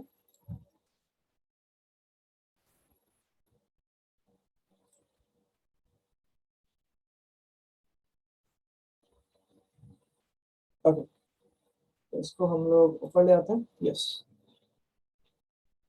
तो whenever I want to view the whole data, तो मैं लिखूंगा सिलेक्ट, मतलब ये कि भाई उस डेटाबेस के अंदर जाओ, ऑल, ऑल का मतलब होता है स्टैटिक। तो सारा डेटा अगर मुझे देखना है तो व्यू ऑल के लिए मैं सेलेक्ट स्टैटिक यूज करूंगा, और मैं फिर लिखूंगा टेबल का नाम। फ्रॉम टेबल का नाम मेरा क्या है? एग्जीक्यूशंस। और ये दबा के जब मैं शिफ्ट एंटर दबाऊंगा तो मेरे पास मेरा सारा डेटा आ जाएगा। सही है, अब हम ये क्यों करते हैं? इसके अंदर हम लोगों को पता चलेगा हमारे पास कॉलम के नेम कौन कौन से हैं। तो मेरे पास फर्स्ट नेम है, लास्ट नेम है, एग्जीक्यूशन नंबर है, एग्जीक्यूशन एज है, एग्जीक्यूशन डेट है, काउंटी है, लास्ट स्टेटमेंट है। अगर मेरे पास मेरी डेटाबेस बहुत बड़ी है और मैं सिर्फ कॉलम्स को देखना चाह रहा हूँ, सही, तो मैं क्या कर सकता हूँ? मैं ये बोल सकता हूँ कि भाई आप एक काम करो, आप इस पर लिमिट लगा दो, मुझे सिर्फ शुरू के 10 रिकॉर्ड्स दिखा दो। इसने मेरे शुरू के 10 रिकॉर्ड दिखा दिए, 1 2 3 4 5 6 7 8 9 10, right? This is how it works.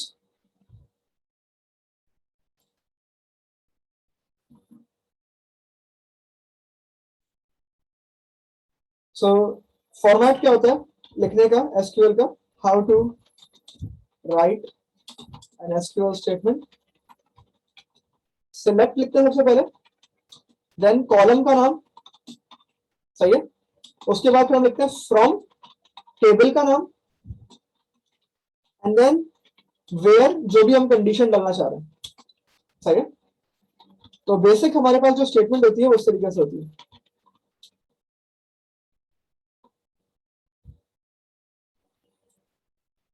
ये है, सो स्टैटिक मींस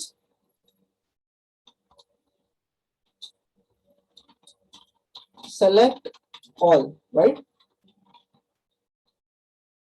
अब मैं देखना चाह रहा हूं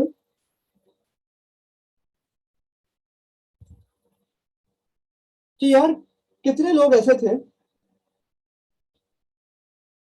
जिनको फांसी हुई, मतलब how many people were there in my whole data set. So what I can do is, so question number 2 is how many people were executed. तो सिलेक्ट काउंट, मेरे पास अगर काउंट का कमांड होता है जिसकी मदद से वो सारे रोज को काउंट कर लेता है, काउंट ऑफ ऑल फ्रॉम मेरे टेबल का नाम। टोटल मेरे पास कितने हैं, काउंट 553। यहां तक सब मेरे साथ है? जी sir.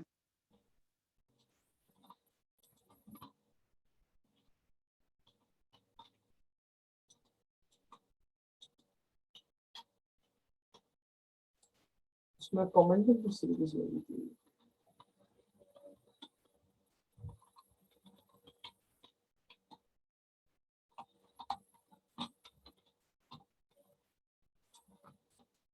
Okay, moving forward. Sir dash आएगा, वो माइनस माइनस वाला डैश तो कमेंट हो जाएगा। ओ यस, सही है। सेलेक्ट ऑल फ्रॉम एग्जीक्यूशंस, पहली स्टेटमेंट हमारी ये थी। फिर दूसरी स्टेटमेंट क्या थी, select count of all from executions. Now the question, now I can ask questions कि यार कितने लोग थे। अब मेरे पास यहाँ पे डेटा सेट को मैं दोबारा से व्यू करता हूँ, राइट। मैं कहता हूँ सिलेक्ट ऑल फ्रॉम एग्जीक्यूशंस, ये मेरे पास सारी आ गई। अब इसके अंदर मेरे पास लास्ट नेम है, एग्जीक्यूशन डेट है, एग्जीक्यूशन डेट है, और लास्ट स्टेटमेंट है और काउंटी है। ये टेक्सास काउंटीज है सारी। मैं कह रहा हूँ ह्यूस्टन में कितने लोग एग्जीक्यूट हुए हैं, तो मैं कहूंगा कि भाई select count of all, select count of all from executions where county is equals to, अब जो उसका नाम है, जिस वैल्यू को मैं सर्च करना चाह रहा हूँ, क्या नाम है उसकी, स्पेलिंग क्या है,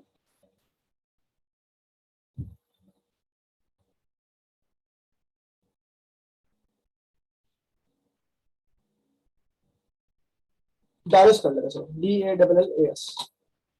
तो टोटल कितने लोग डैलस के अंदर एग्जीक्यूटेड थे, 58। मेरे साथ साथ करेंगे आप लोग, अपने साथ भी खोल लें SQL और उसको एडिट करते रहें।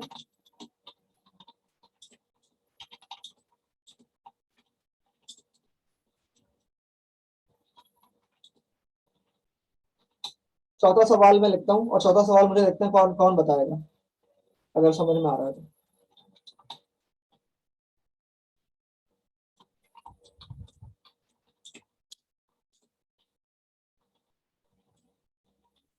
Find the age of the person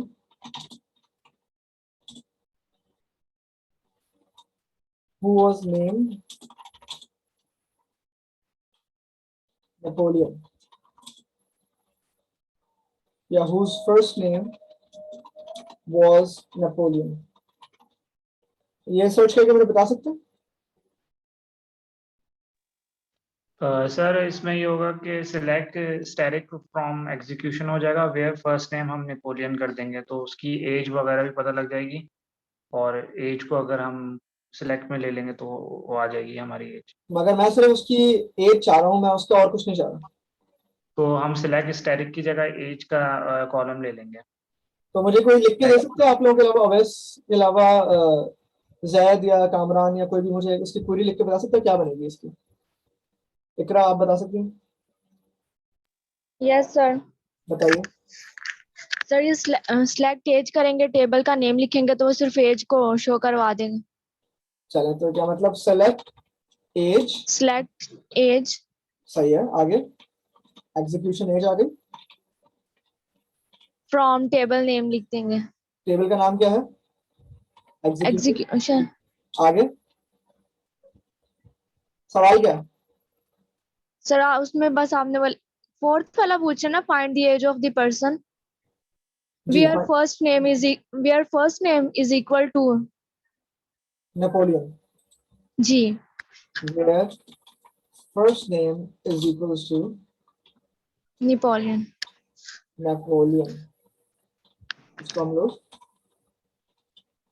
क्योंकि नेपोलियन जो है वो एक वो है नाम है, तो नाम को हम लोग स्ट्रिंग के अंदर इस तरीके से इन्वर्टेड कॉमा में रखते हैं। Execution age, first name and last name. मैं क्या नाम, तीनों दिखा दो, क्या नाम था उसका? तो नेपोलियन बीजली नाम था उसका और उसकी एज कितनी थी? 25 थी। क्लियर? Yes. चलिए कामरान मुझे बताइए कि हाउ मेनी, मैं अगर एक सवाल लिखता हूं आपके लिए कि how many people were executed who were below the age of 25, तो इसमें आप क्या करेंगे? सवाल को रीड करें, एनालाइज करें, जवाब दें।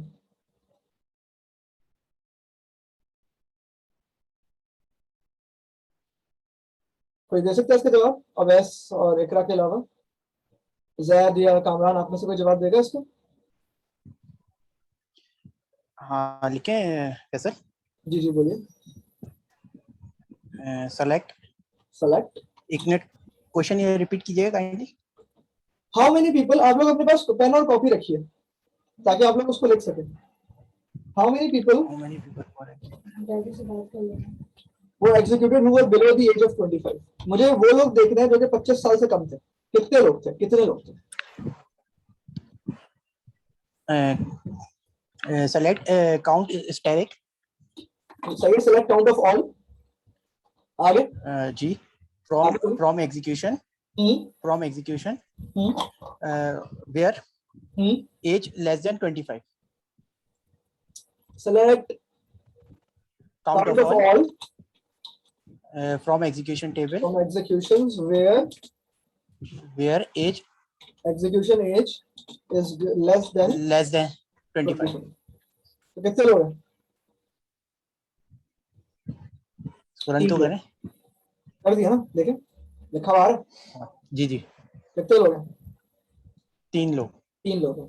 कामरान मुझे बताइए कि मुझे इन 3 लोगों का फर्स्ट नेम और लास्ट नेम चाहिए। इस क्वेरी के अंदर कैसे आएगा? एक क्वेरी बताएं जिसके अंदर इन 3 लोगों का नाम आ जाएगा बस। जी सर। देखिए वो लोग जिनको 25 साल से कम के थे, उनको फांसी हुई, 3 लोग थे। उन 3 लोगों का मुझे फर्स्ट नेम और लास्ट नेम चाहिए, कैसे आएगा? Sir select select and count. जी काउंट मुझे चाहिए, मैं लिख देता हूँ। सवाल ये है, what was the first and last name of people executed below the age of 25? First और लास्ट नेम बताना। सॉरी सर, नहीं आ सकता।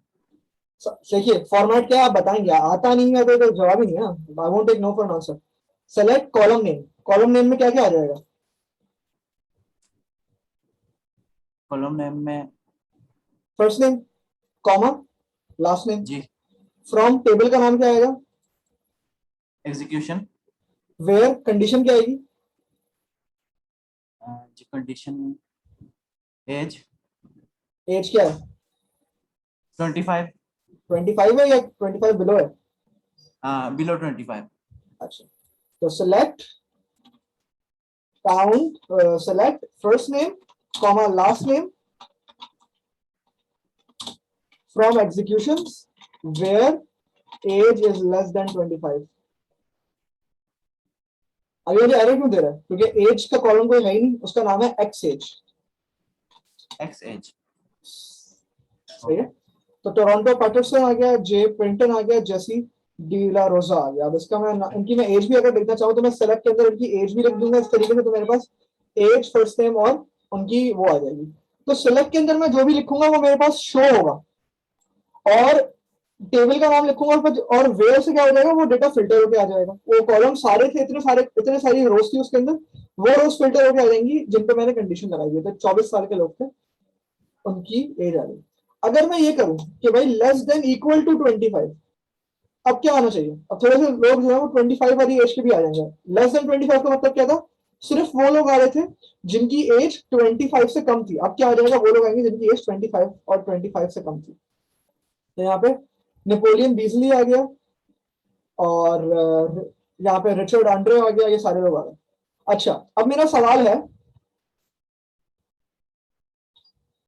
Can you find the last statement given by Napoleon Beasley before his execution? मैं सोचने का time दे रहा हूं उसको, मुझे बताइए कि ये कैसे होगा.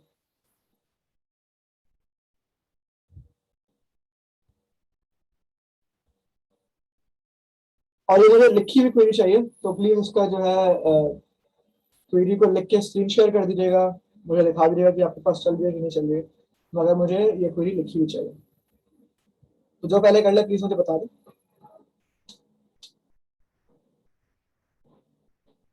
अगर किसी को नेपोलियन बीजली की स्पेलिंग देखनी है तो नेपोलियन बीजली की स्पेलिंग ये है, नीचे आप लिखी हुई.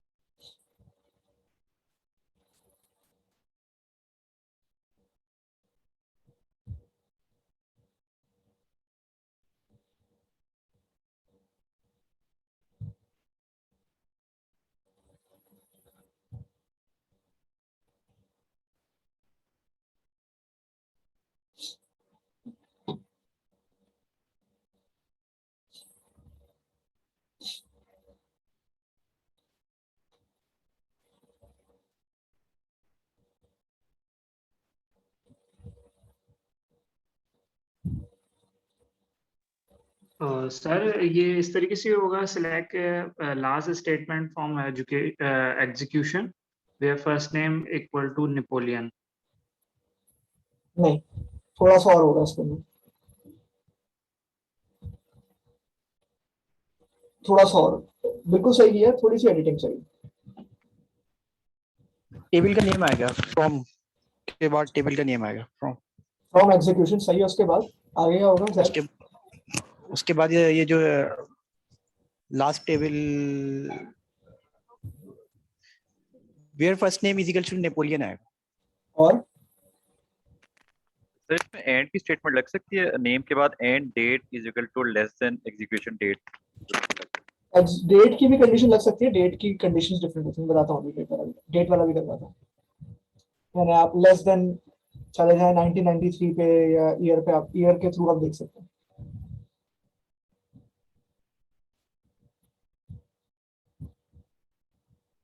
किसी ने लिखी है इसकी स्टेटमेंट?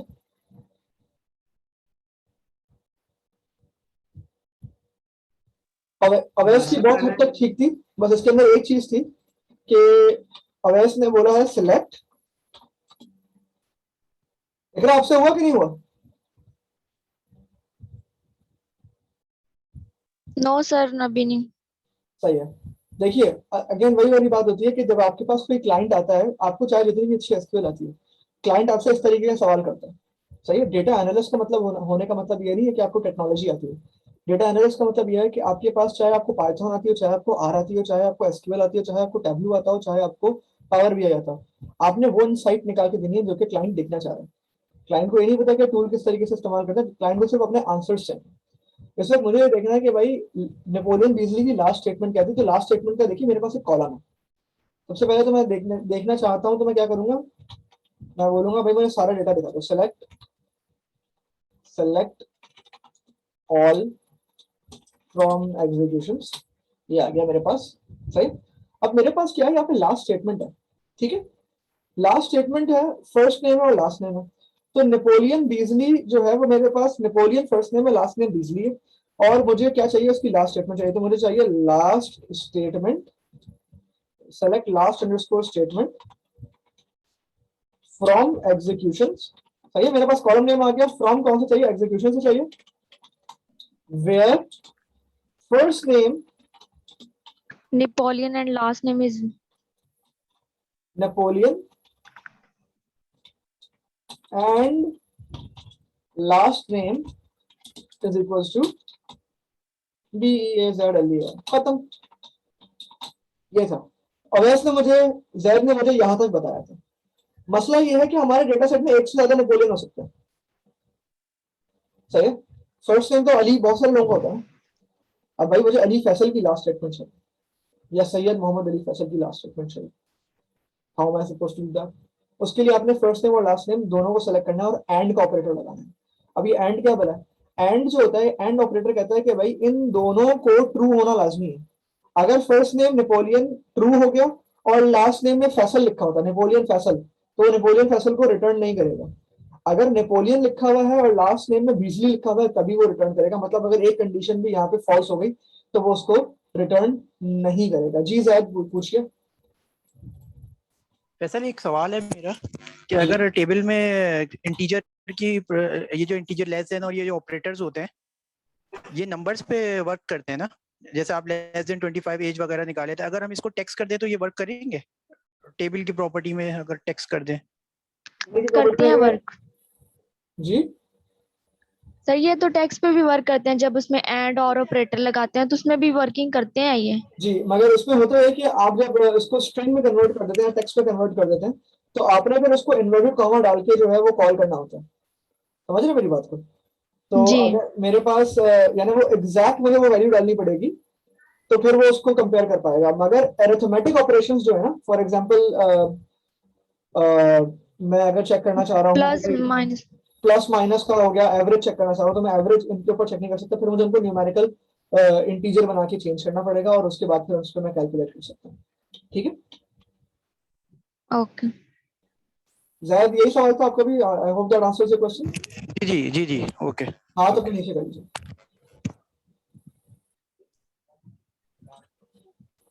हैंड रेज आपका हुआ है ना? एक मिनट सर। सेलेक्ट यस, हम लोग क्या कर रहे थे? Last statement. Select last statement from executions where executions, yeah, where first name is equals to Napoleon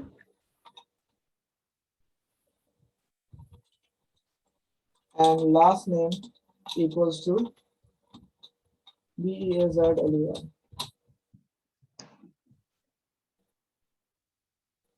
last statement चाहिए। तो यहाँ पे इसके पूरे जब मैं इसको खोलूंगा तो यहाँ पे मेरे पास पूरी इसकी लास्ट स्टेटमेंट आ गई। That I committed to put a genius, इसकी पूरी लास्ट स्टेटमेंट आ गई। क्लियर है? अब एक सवाल आप लोगों से है, अब जरा एसक्यूएल की लैंग्वेज में बात करना शुरू करते हैं। सही? How many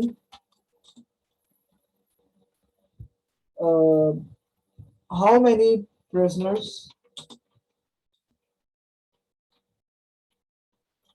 had given no last statement? सही है? इसमें जो है इज नल हम लोग लिखेंगे। इज नल का मतलब क्या है कि लास्ट स्टेटमेंट में उन्होंने बोला नो कमेंट, बस हम ऐसे ही टांग दो। तो मुझे बता, काउंट ऑफ प्रिजनर्स बताया जिन्होंने लास्ट स्टेटमेंट नहीं दी, कैसे लिखेंगे इसको?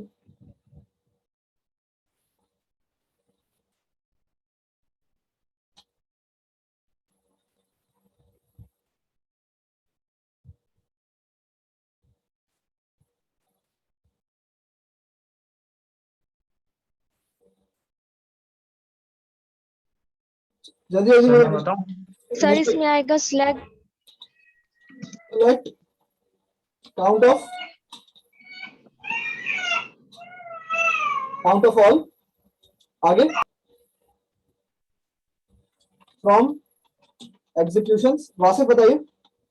Sir, where last statement is null, I think so, is equal to null. Where last statement is null, खत्म। तो इसको हम लोग चेक कर लेते हैं। Select count of last statement, count of all from executions where last statement is null। तो 110 ऐसे लोग थे मेरे डेटा सेट के अंदर जिन्होंने बोला कि यार लास्ट स्टेटमेंट नहीं देनी, ऐसे ही टांग दो। सही? अच्छा, एक चीज और होती है, अगर मुझे इस कॉलम का नाम रखना है, यहाँ पे लिखा हुआ है काउंट ऑफ ऑल, मैं कह रहा हूँ कि यार मैं इस काउंट ऑफ ऑल के नाम को बदल दूं, तो यहाँ पे मैं एज एक मैं एलियस या एक टेम्पररी नाम भी लगा सकता हूँ उसका। फॉर एग्जाम्पल उसका असल नाम क्या है, काउंट ऑफ फॉल मैं कह सकता हूँ कि एज, इसके बाद फिर मैं उसका नाम रख देता हूँ, people who did not give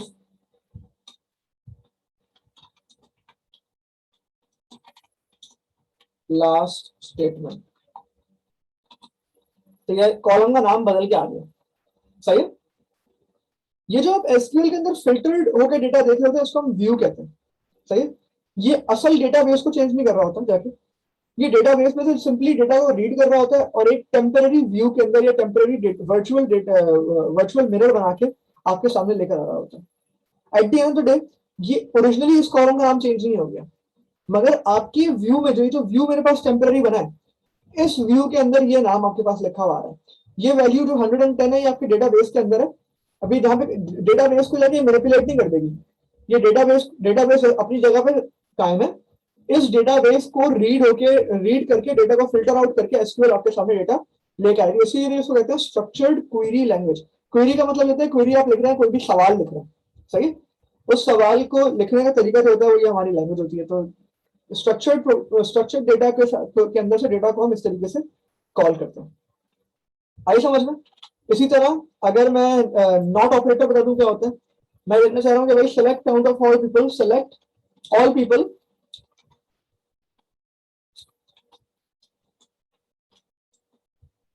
as people gave last statement from executions where last statement is not या not dull। अगर मैं लिख दूं तो 443 लोग, सही है।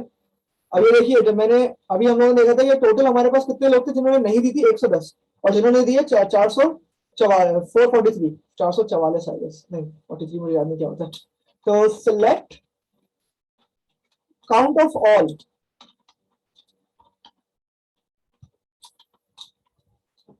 From execution. तो जब मैं इस लाइन को रन करूंगा ना तो मेरे पास 110 और 443 का सम आ जाएगा। ये देखिए 553, टोटल 553 रिकॉर्ड्स हैं, जिसमें से 110 वो ऐसे लोग हैं जिन्होंने स्टेटमेंट नहीं दी और 443 लोग ऐसे जिन्होंने स्टेटमेंट दी। तो this is my total data और वो फिल्टर हुआ डेटा आ रहा है। यहाँ तक हमारा एसक्यूएल का आज का इंट्रो है। इसके बाद नेक्स्ट क्लास जो है हमारी 2 क्लासेस एसक्यूएल की है, जिसके अंदर मैं नेक्स्ट क्लास के अंदर मजीद थोड़े से इसके एडवांस टॉपिक्स करवाऊंगा, और उसके बाद फिर उसके बाद थर्ड मॉड्यूल होगा एसक्यूएल का, उसके अंदर मैं जॉइंस और डेटाबेसेस को बनाना सिखाऊंगा और डेटा जो मल्टीपल डेटाबेसेस से डेटा कॉल करना सिखाऊंगा। अब हम थोड़ा सा टैब्लू को देखेंगे, आधे घंटे टैब्लू को देखेंगे और उसके बाद आधा घंटा हम लोग पावर बीआई को देखेंगे। यहाँ पे समझ में आ गया सबके? जी सर, समझ में आ गया सर। अभी तक एसक्यूएल के रिगार्डिंग कोई सवाल किसी का भी? हम लोग इस वक्त कितने लोग हैं, बाकी लोग कहाँ चले गए?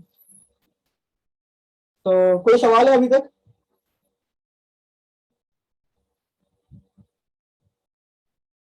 कामरान, इकरा, वासिफ, कोई सवाल है?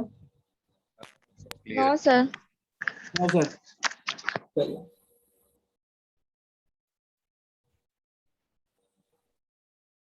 यहाँ तक हमारे पास एसक्यूएल का काम हो गया। एसक्यूएल की मैं स्टेटमेंट्स को इस नोटपैड में कॉपी कर लेता हूँ और उसके बाद फिर मैं इसको अपलोड कर दूंगा ताकि आप लोग इसको बाद में रेफर कर सकें।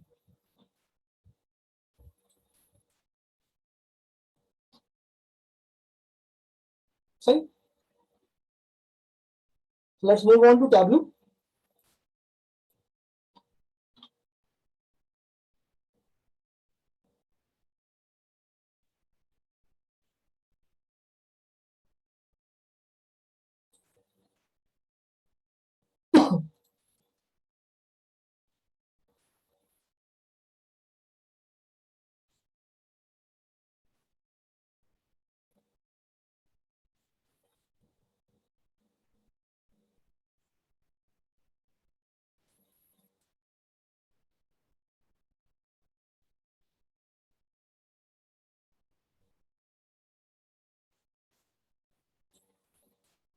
अच्छा भाई, दिस इज टैब्लू पब्लिक, ये free to use data analysis software है।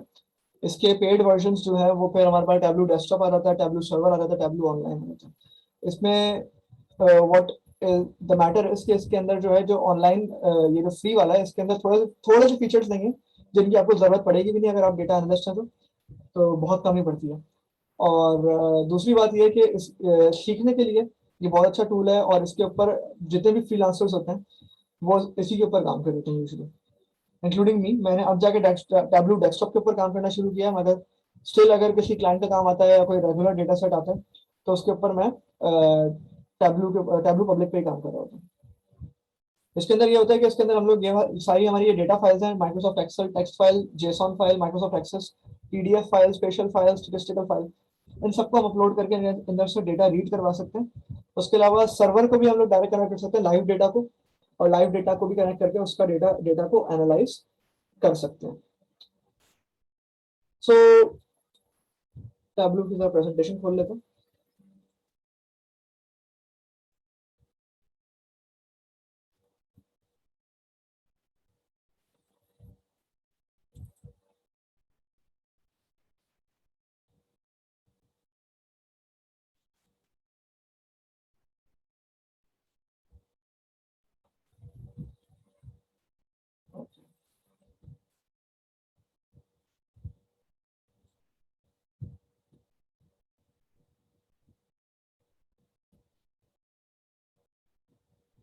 टैबलू का मैं थोड़ा सा इंटरफेस समझा दूं।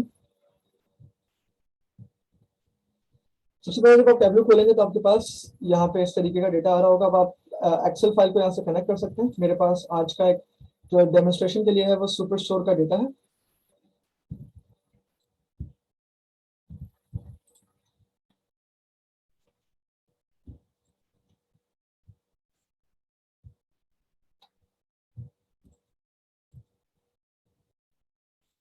यहाँ पे सैंपल सुपर स्टोर डेटा। अभी डेटा के पास मेरे पास अब आप ये इंटरफेस मेरे पास डेटा डेटा के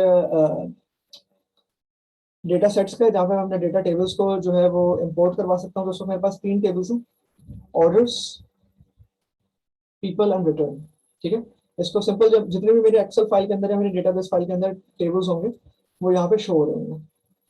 उसके बाद यहाँ से मैं इसको दो मजीद टेबल है उनको मैं कनेक्ट कर सकता हूँ जो उनके अंदर मैचिंग कॉलम होंगे। फॉर एग्जांपल अगर मैं पीपल को कनेक्ट करना चाहूँ तो मैं पीपल को भी कनेक्ट कर सकता हूँ, रिटर्न्स को कनेक्ट करना चाहूँ तो रिटर्न्स को भी कनेक्ट कर सकता हूँ। टैबलू की अच्छी बात है, टैबलू के अंदर बिल्ट इन डेटा इंटरप्रेटर होता है। ठीक है, अब इन दोनों को मैंने अगर ज्वाइन किया है ना या इन दोनों को मैंने एडिट किया है तो ऑटोमेटिकली वो इनके अंदर एंटिटी रिलेशनशिप डायग्राम देख के डिटेक्ट कर लेगा कि इनके अंदर से कौन सा मैचिंग कॉलम है। तो ऑर्डर्स के अंदर ऑर्डर आईडी और रिटर्न्स के अंदर रिटर्न आईडी जो है, या ये जो दो टेबल है ये दोनों कनेक्टेड है या कीज के थ्रू कनेक्टेड है। तो रिटर्न्स के अंदर जो है वो ऑर्डर आईडी का कॉलम मौजूद है जो कि ऑर्डर आईडी का प्राइमरी की है। तो ये दोनों जो है इस तरीके से इन दोनों के अंदर रिलेशनशिप एस्टैब्लिश हो गया, तो ये ऑटोमेटिकली डिटेक्ट कर सकता है। अगर मैं मजीद इस डेटा के अंदर देखना चाहूँ तो मैं इसके अंदर यूनियंस वगैरह और डेटा को ब्लेंड करके इसके अंदर से और भी काम कर सकता हूँ। तो मैं यहाँ पे इस वक्त तो मेरे पास ये डेटा जनरेट हो गया। मैं यहाँ पे सॉर्ट फील्ड्स करना चाह रहा हूँ। ऑर्डर की फील्ड अगर मैं देना चाहूँ,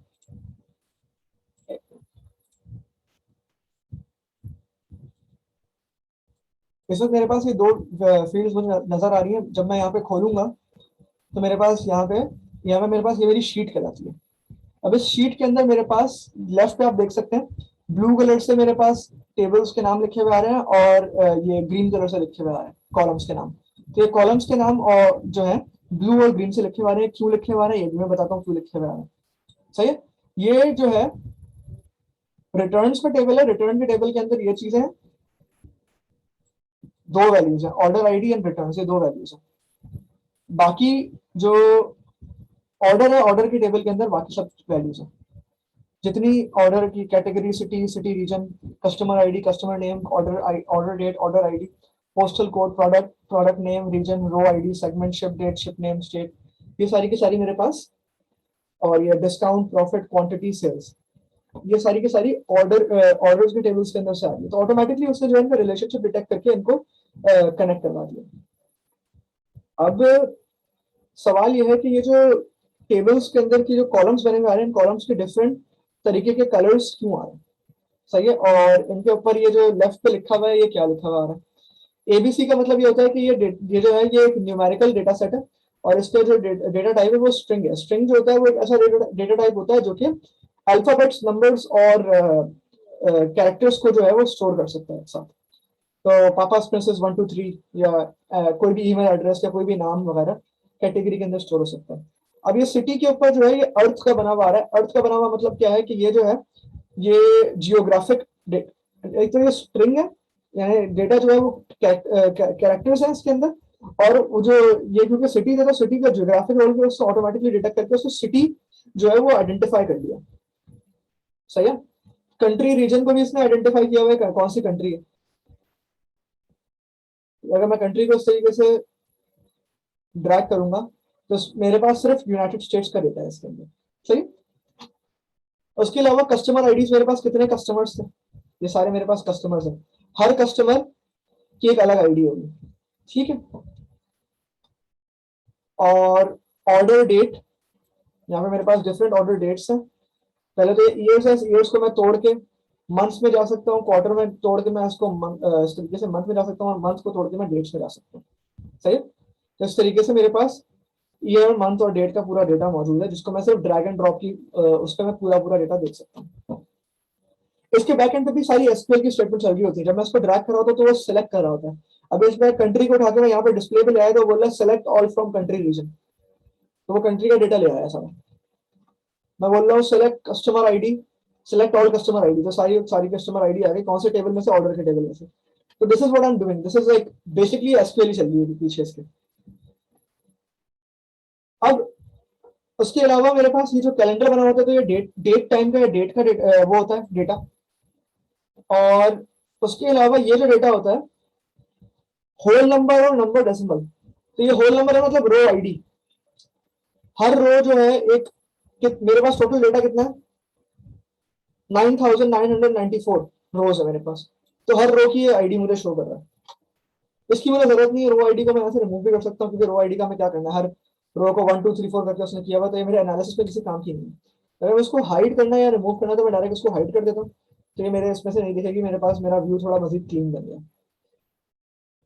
तो ये मेरे डेटा टाइप्स हो गए, कौन कौन से हो गए, जियोग्राफिक हो गया, स्ट्रिंग हो गया, डेट टाइम हो गया। और अब उसके बाद यहाँ पे मेरे पास आप देखिए हैशटैग बना हुआ है, ग्रीन बना हुआ है।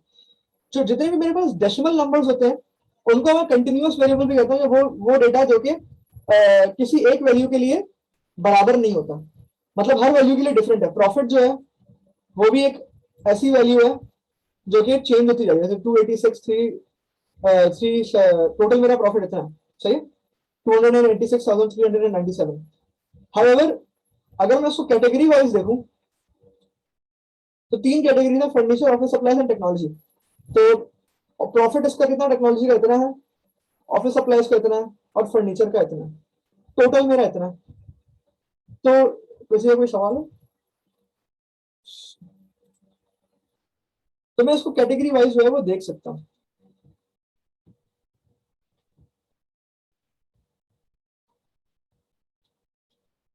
सही।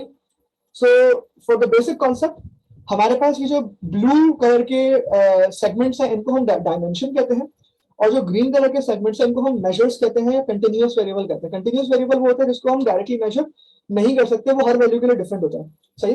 और डायमेंशन वो होती है जिसको जिस वेरिएबल को हम कैटेगरी में ब्रेक कर सकते हैं। अवैस आपका कैमरा ऑन है बेटा।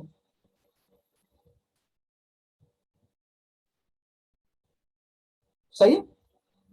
सो ब्लू आर कैटेगरीज जिनको हम काउंट कर सकते हैं, जिनको हम कैटेगरी के अंदर ब्रेक कर सकते हैं, एंड ग्रीन आर मेजर्स जिनकी मदद से हम किसी भी वैल्यू को कैलकुलेट कर सकते हैं। तो फॉर एग्जांपल अगर मैं ये चाहता हूं कि मैं कैटेगरी वाइज प्रॉफिट कैलकुलेट करूं, तो हर कैटेगरी, टोटल मेरे पास कैटेगरी कितनी, 3 कैटेगरी थी, office supplies, technology and furniture. इनकी मेरे पास वैल्यूज क्या क्या आ गई, 18,122 और 145,000। सही। ये मेरे पास प्रॉफिट आ गया कैसे, बाय कैटेगरी। अब इसी प्रॉफिट को अगर मैं कॉलम्स में डाल दूंगा तो मेरे पास इस तरीके से रोज बन जाएंगी। अब ये देखिए ये छोटा सा विजुअलाइजेशन बन गया, और इसको देखते ही नंबर्स को पढ़ने के बजाय आप इस विजुअल को देख के बता सकते हैं कि सबसे अच्छा जो परफॉर्म कर रहा है वो क्या कर रहा है, टेक्नोलॉजी परफॉर्म कर रहा है। इसको मैं इंटायर व्यू पे कर देता हूँ तो देखिए मेरे पास आ गया। और बोलेगा भाई कितना परफॉर्म कर रहा है, आप बोलेंगे टेक्नोलॉजी में तकरीबन 140,000 से ज्यादा का प्रॉफिट ला रहा है, ऑफिस सप्लाईज 120 के करीब है, तो 122,000 ला रहा है। मजीद अगर मुझे उसको अच्छे तरीके से पढ़ना है तो मैं यहाँ पे प्रॉफिट को उस का लेबल के मार्क पे डाल दूंगा, तो हर कैटेगरी का जो अमाउंट है वो भी यहाँ पे लिखा हुआ आ जाएगा। क्लियर? जी सर क्लियर है। सही। तो टैब्लू का इंटरफेस जो है पूरा ड्रैग एंड ड्रॉप है। लेफ्ट साइड पे आपके पास ये सारी की सारी आपकी जो आपको कैप्सूल्स दिख रही है, ये आपकी डायमेंशंस और आपकी वो कॉलम्स कहलाते हैं और आपके वेरिएबल्स कहलाते हैं। ऊपर आपके पास यहाँ पे डेटा सेट बना हुआ है, ये आपका सारा डेटा है। अगर आपने एनालिटिक्स के अंदर जाना है तो यहाँ पे एनालिटिक्स के आपके पास ऑप्शन आ जाएंगे, जो जो आप लोग एनालिटिक्स से निकालना चाह रहे हैं। उसके अलावा यहाँ पे आपके पास आप कॉलम्स ड्रैग करेंगे, कॉलम्स इस तरीके से किसी भी। जी अवैस बोलिए, आपने हैंड रेज किया। सर मेरा ये क्वेश्चन है, अभी मैंने इस पे टैब्लो पे अपना अकाउंट बना रहा था और ऑलमोस्ट हो गया है।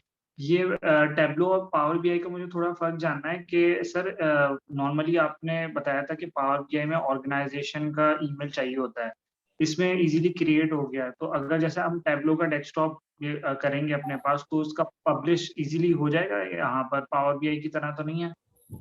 नहीं, इस पे हो जाता है, इस पे कंप्यूटर में सेव नहीं होता, इसमें पावर डेस्कटॉप पे पब्लिश होता है, वो वेब पे पब्लिश होता है।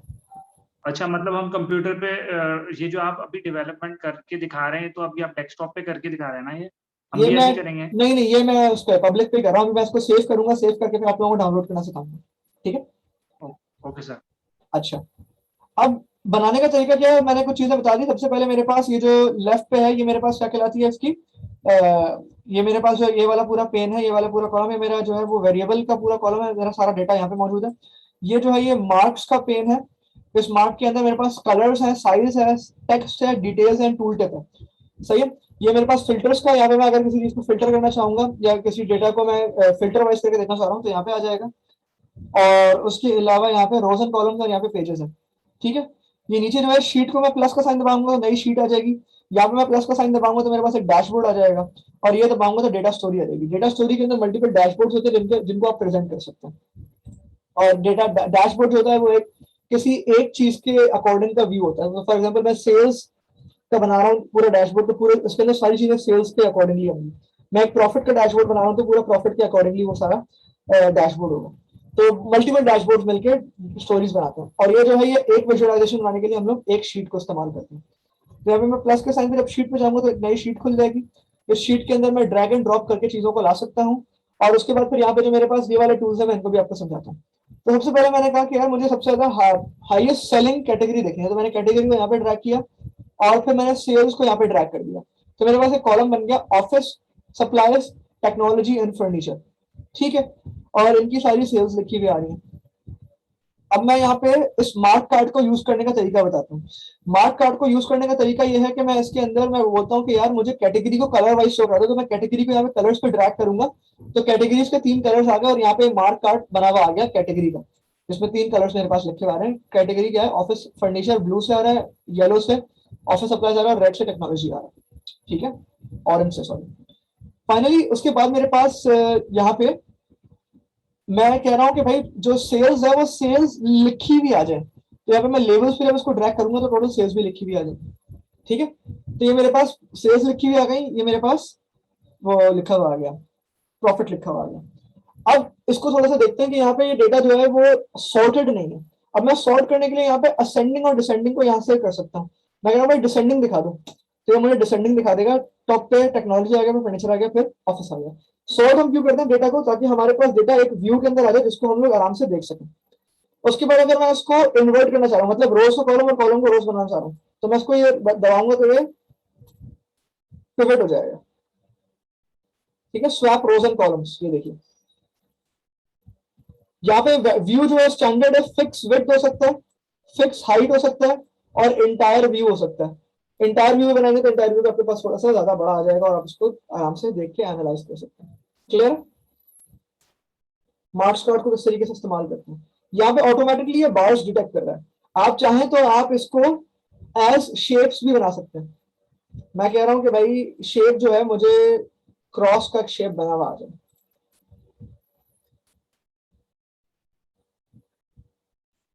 ये देखिए यहाँ पे ये क्रॉस है, ये क्रॉस है, ये क्रॉस है, इस तरीके से बार के बजाय क्रॉस आ रहा है। ठीक है, अगर आप चाह रहे हैं कि आपके पास स्क्वायर बना हुआ है तो स्क्वायर बना हुआ आ जाएगा। और खैर इस वक्त अभी हम लोग चले शेप में क्रॉस रखते हैं, और क्रॉस को फिर हम लोग इसका साइज बड़ा कर देते हैं, तो साइज बड़ा हो गया। सही है, तो मुझे ये चीजें शो करो, यहाँ तक समझ में आया। बार्स का जी साइज सर, इस आगे तरीके से ऑटोमेटिकली कॉन्फ़िगर हो जाता है। तो ये मैंने आपको मार्क कार्ड इस्तेमाल करना शुरू दिखा दिया। अब जो है इसकी, अगर मैं यहाँ पे राइट हैंड साइड पे आऊँ इस इंटरफेस पे, तो मेरे पास यहाँ पे ऑप्शंस हैं विजुअलाइजेशन के, जिनके अंदर मैं इसको डिफरेंट तरीकों से व्यू कर सकता हूँ। मैं इसको बार में शो कर रहा हूँ, मैं इसको पाई चार्ट भी बना सकता हूँ। पाई चार्ट के अलावा मैं इसको हीट मैप भी बना सकता हूँ। हीट मैप के अलावा मैं इसको स्टैक बार चार्ट बना सकता हूँ, और इसके अलावा मैं इसको एक हीटेड टेबल बना सकता हूँ। इसको मैं बॉक्स प्लॉट बना सकता हूँ, और इसको मैं साइज चार्ट बना सकता हूँ। ये सारी विजुअलाइजेशन मेरे पास है। इनकी मैं सिग्निफिकेंस जो है, इनका यूज कहाँ पे होता है, वो मैं नेक्स्ट क्लास के अंदर बताऊंगा। और मेरा ख्याल है पावर बीआई भी जो है, अब टाइम हमारा थोड़ा ज्यादा हो गया है डेमो का, तो यहाँ तक पावर बीआई भी मैं नेक्स्ट क्लास के अंदर थोड़ा सा डेमो दूंगा, और उसके बाद फिर मैं एसक्यूएल स्टार्ट करवा दूंगा। तो यहाँ तक थोड़ा सा टैबलू का था आपका इंटरेस्ट बढ़ाने के लिए। उसके अलावा डेट टाइम की भी हमारे पास, अब देखिए यहाँ पे शो मी के अंदर बहुत सारी विजुअलाइजेशन है, मगर इस पर्टिकुलर जो मैंने रोज एंड कॉलम इस्तेमाल किए थे, उनके लिए ये वाली विजुअलाइजेशन शो हो रही है। अब बहुत सारे डेटा होते हैं, उनके लिए ये वाली विजुअलाइजेशन भी शो हो जाती है। अगर मेरे पास ऐसा डेटा है जिसको मैं जो है वो चार्ट पे शो कर सकता हूँ या मैप पे शो कर सकता हूँ, फॉर एग्जाम्पल मेरे पास जियोग्राफिकल डेटा है, ठीक है, तो मैं इसको ऑर्डर कंट्री रीजन को या सिटी को मैं ले लेता हूँ कॉलम्स के अंदर। तो मेरे पास ये सारे सिटीज आ गए, और मैं इसको क्योंकि मैप क्लिक करूंगा तो मैप बन जाएगा इसका। ये देखिए,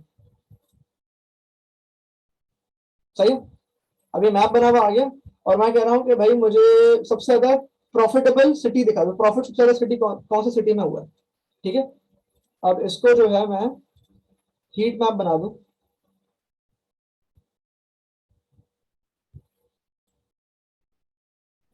एक मिनट, स्टेट उठाते हैं, स्टेट की तरह ये रहा स्टेट। एक चार्ट तो वो था, एक चार्ट ये स्टेट का, जिसके अंदर स्टेट को हमने ड्रैग किया और ये बना दिया स्टेट। और स्टेट के बाद फिर हम लोगों ने इसके अंदर क्या ऐड कर लिया, प्रॉफिट। तो सबसे ज्यादा प्रॉफिटेबल स्टेट कौन सा था, ये देखिए, जो सबसे डार्केस्ट है वो सबसे ज्यादा प्रॉफिटेबल है।